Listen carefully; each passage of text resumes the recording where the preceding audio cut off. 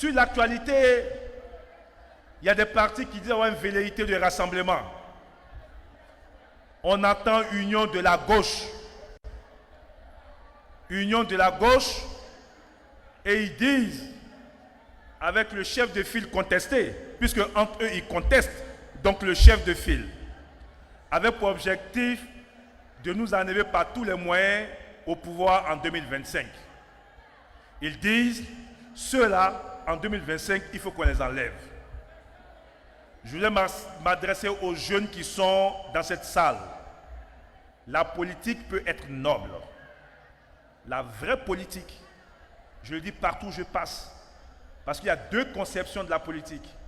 Il y en a qui conçoivent la politique comme juste un jeu d'ambition, les chocs des ambitions.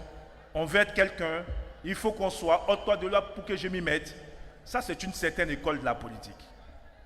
Il y a l'autre école de la politique, qui est celle du président Alassane Ouattara, qui conçoit la politique comme un instrument au service des populations.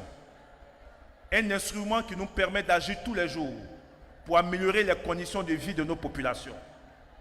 Lorsqu'on est dans cette école, on a forcément une vision. Parce que tous les jours, on se questionne. Qu'est-ce qu'on peut faire? Qu'est-ce qu'on peut améliorer? Comment aider les populations à sortir de la pauvreté? Comment mettre de l'eau? Comment mettre l'électricité, etc. Ceux qui disent que leur objectif, c'est de nous enlever du pouvoir, ça ne peut pas être un objectif. Ton objectif doit être la transformation de ton pays. Et si cette transformation doit entraîner une alternance, elle entraîne une alternance. Mais ton objectif ne peut pas être d'enlever quelqu'un du pouvoir. Mais quand tu nous enlèves, tu vas faire quoi? Quand tu as fini de nous enlever, là, tu vas réfléchir pour venir replonger ce pays comme tu l'as plongé il y a 10 ans. Jamais on ne te laissera nous plonger, nous ramener encore en arrière. Donc ils n'ont pas de vision. C'est la haine pour Alassane Ouattara et pour le RHDP.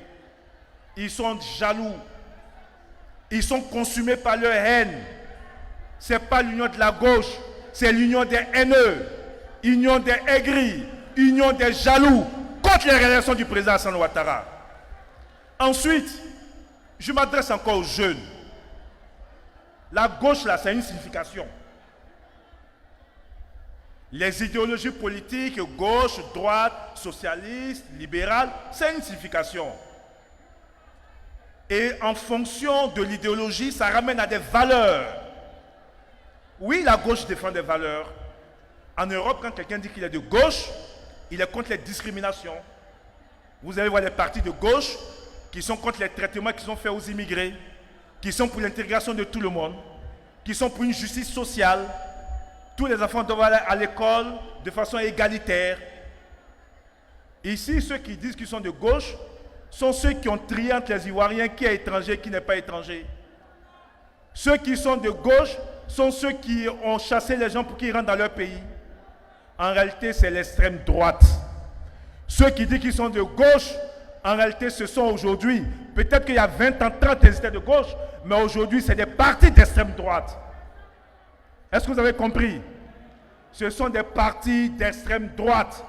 Ils ne sont de gauche que de nom, mais dans les actes, dans les propos, dans les valeurs défendues, ils se rapprochent plus de l'extrême droite. Ok, alors quand j'ai fini de dire ça, il n'y a pas que eux, ils peuvent se réunir. On a fait une démonstration il y a quelques jours. On a fait des élections il y a 8 mois. Vous savez, les élections du conseil régional, ce sont les mêmes électeurs que la présidentielle. Quand on prend l'électorat du conseil régional et on prend l'électorat d'Abidjan, les communes d'Abidjan, on retrouve l'électorat présidentiel. Sur les 2 700 000 personnes qui sont allées voter il y a 8 mois, les Ivoiriens ont donné 1 700 000 voix au RHDP. Les Ivoiriens ont donné 380 000 voix au PDCI sur l'ensemble du territoire national. 149 000 voix ou 139 000 voix au PPACI. 180 000 voix à l'alliance PDCI-PPACI. Toute l'opposition réunie au cours de cette élection intermédiaire n'a représenté que 25% de l'électorat. Là où les RHDP étaient à 65% des électeurs et les indépendants autour de 6% des électeurs. C'est-à-dire que même si on prenait les indépendants pour leur donner les indépendants, ils ne sont qu'à 31% des électeurs. Il n'y a pas de miracle en politique. Hein? Au Sénégal, il y a eu alternance parce que lors des élections intermédiaires, la coalition de l'opposition et la coalition au pouvoir sont arrivés coude à coude. Le président Macky Sall a eu la majorité grâce à un député qui a rallié le camp de Macky Sall. Sinon, ils étaient coude à coude. Vous, on est loin derrière vous et vous espérez gagner des élections dans un an. Comment ils vont faire? Comment ils vont faire? Restez donc zen, continuez à vous organiser sur le terrain.